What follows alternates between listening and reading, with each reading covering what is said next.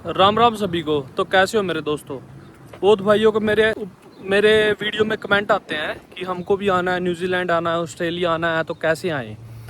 तो आज बताता हूँ भाई मैं सबसे बेस्ट और सटीक तरीका कि आपको कैसे आना है और कौन कौन एलिजिबल होगा उसके लिए। तो भाई मेन बात, एलिजिबल कौन होगा इसको उसके लिए। तो सबसे पहली तो बात, सबसे बेस्ट ऑप्शन आपके पास होता है स्टडी का। स्टडी वीज़ा पे भाई यहाँ पे आओ, आपको 25 आवर्स वर्किंग राइट मिलेंगे न्यूजीलैंड और ऑस्ट्रेलिया में भी।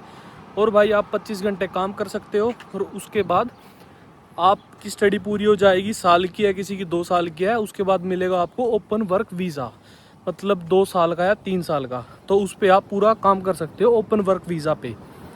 तो ये तो हो गया सिनेरियो स्टडी का।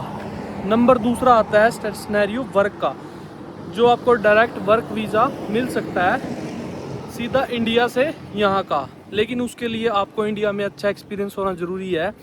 किसी भी फील्ड में आपको काम करना ज़रूरी है भाई। जैसे कोई भी अच्छी फील्ड हो, कोई प्लम्बिंग का हो गया, कोई इलेक्ट्रीशियन का हो गया, कोई शेफ़ हो गया।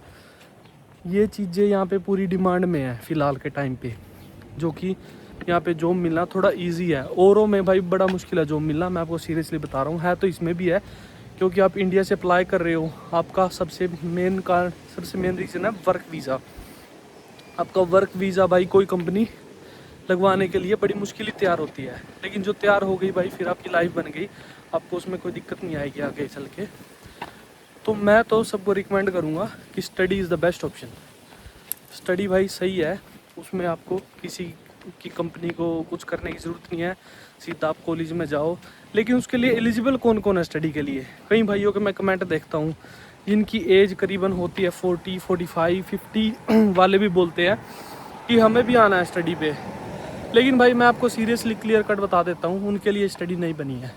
स्टडी सिर्फ है 20, 25, 30 साल तक के लोगों के लिए, जिनका ज़्यादा गैप नहीं है और भाई वो कोई जॉब कर रहे हैं बीच में, वो अपना गैप जस्टिफाई कर सकते हैं। जस्टिफाई मीन्स भाई आपने स्टडी छोड़ने के बाद कितने साल काम किया, कहाँ पे थे आप। अगर जो आपने कुछ काम ही नहीं किया भाई स्टडी छोड़ने के बाद, तो वो बोलेंगे कि आप तो सिर्फ यहाँ पे अपना करियर देख रहे हो।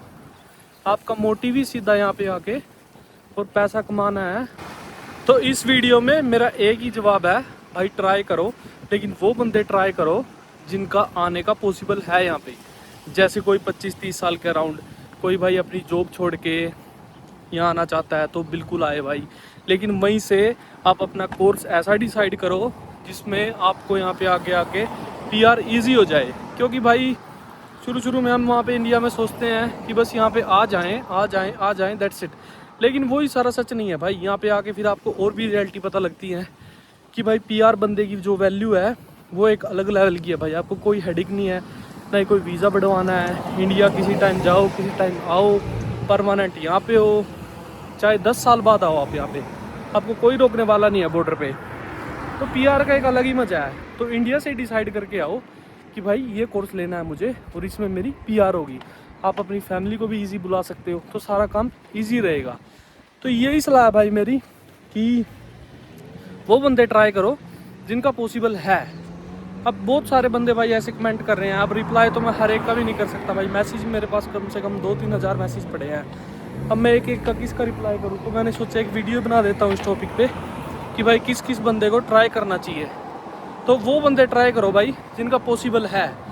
और जो भाई 50 के अराउंड है, 45, 40, 35, वो अपने बच्चों से ट्राई करवाओ भाई। जिनके बच्चे हैं वो बस अब उनको देखो भाई आगे बढ़ाने के लिए। अपना वो कुछ इंडिया में देखो, क्योंकि यहाँ पे आके उनको फ़ायदा भी नहीं है। 35-40 की एज में यहाँ पे आओगे भाई, कब आप सेटल होगे। पहली बात तो आया नहीं जाएगा, दूसरी बात आ भी जाओगे भाई यहाँ पे काम करना पड़ता है पूरा जोर का। ऐसा नहीं है भाई कोई कि आपको कोई ऐसे ही गद्दी पे बिठा देगा और वहाँ पे आपको सब कुछ मिल जाएगा। यहाँ पे भाई पूरा जोर का काम होता है, वो आपको करना ही पड़ेगा। तो आप अंदाज़ा लगा लो कि 40 एज का और 45 एज का बंदा कितना ज़्यादा काम कर सकता है, नहीं कर सकता। तो मेरी तो यही सलाह है कि अपने बच्चों को भेजो और उनके बेस पे आप यहाँ पे आओ, घूमो फिरो, देखो सारा कुछ। तो वो सबसे बेस्ट ऑप्शन आपके लिए।